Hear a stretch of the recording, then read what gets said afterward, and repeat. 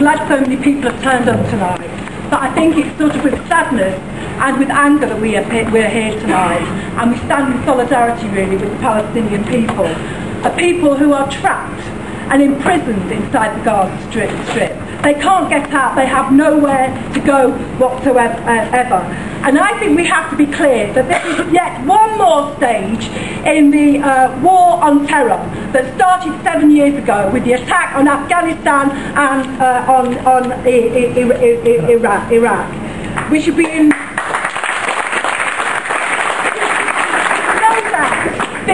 This is about imperial expansion. Israel uses exactly the same language that was used to justify the war on terror in Afghanistan and Iraq. They talk about this being about Muslim terrorists, and I want to say that that is not.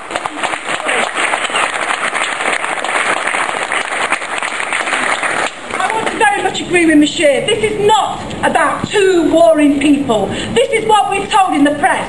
At best, we're told it's two warring people. At worst, we're told that it's the responsibility of Hamas. They conveniently forget that Hamas were the democratically elected government.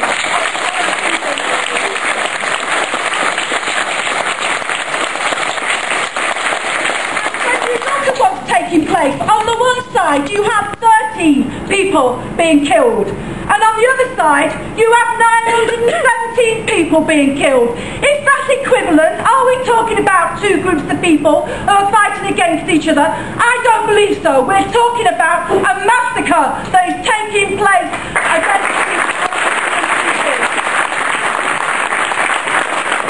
And on one side you have 1.5 million people imprisoned in the Gaza Strip, and with nothing. They've been blockaded for 6 months. No food, hardly any food getting in, hardly any medical supplies getting in.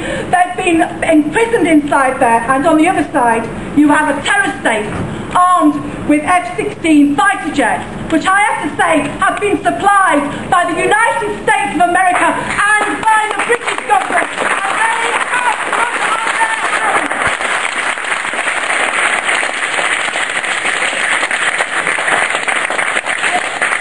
I don't know about you, I mean, I've been watching Al Jazeera, and thank God I've been watching Al Jazeera News, because if you watch the BBC, it is such a disgrace, really. For example, you get no idea of what Gaza is like. I haven't been to Gaza, but somebody told me that we're talking about a piece of land that's twice the size of the Isle of Wight, 40 miles long and 20 miles wide. It's one of the most densely occupied areas in the world.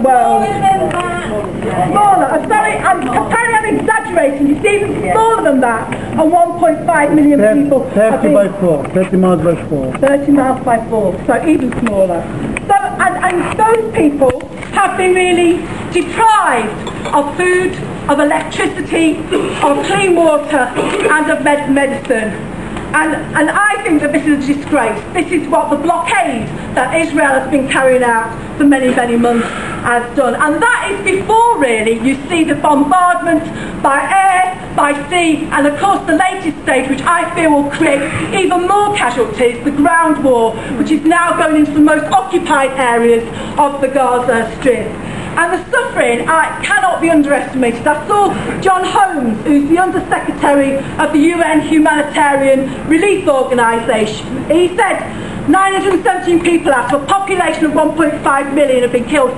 That's 1 in 15 people have been killed so far inside the Gaza Strip. Nearly half of them are women and children. This puts paid to the idea that somehow this is about Hamas. They are systematically punishing the whole of the Palestinian people. It's not about Hamas.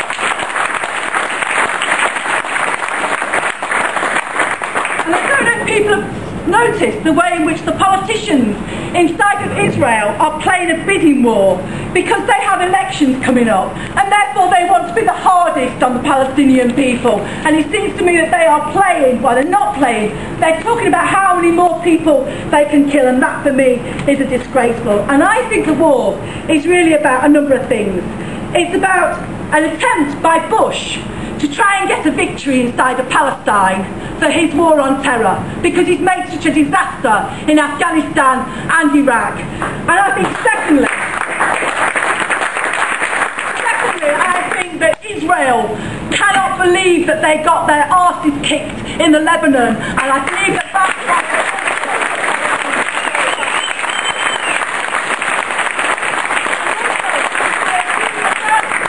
this is also about sending a warning shot to Obama that the Israelis expect them to be hard and to continue with the policy as normal. And I don't know if people remember, 7 years ago when the war started in Afghanistan, we were told that the consequence of supporting this war would be that there would be peace for the Palestinians. And what have we got? They've been pushed increasingly into a smaller and smaller piece of land. It's like the Buntistans that existed inside of South Africa. These people have been deprived of any livelihood and enslaved inside of those areas.